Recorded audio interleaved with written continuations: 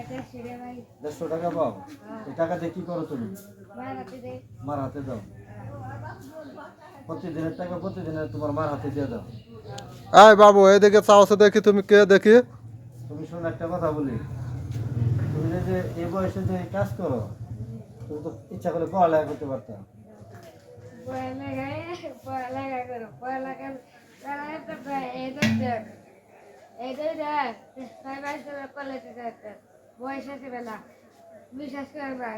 তো তুমি পড়লা না কে?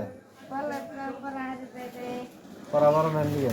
শোনো হয় না শোনো তুমি, শোনো আজকে কালকে তুমি হোটেলে কাজ করো না, একদিন রেস্ট করবো, আমি তোমার বেতন দিয়ে দিবো।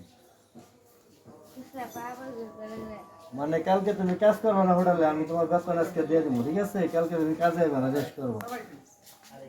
আমি কাজে আসবো, আমার টাকা লাগবে না, 10 টাকা লাভ দেয়।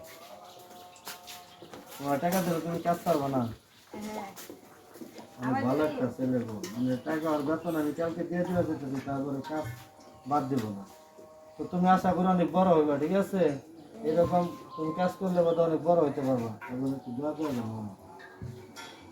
আমার যদি 1 লাখ টাকা আমি টাকা দিয়ে ধরো তোমার আমি এই কয় টাকা দিলাম, ঠিক আছে? আর শোনো, ভালো থাকবা, ঠিক আছে? কাজ কর্ম করবো।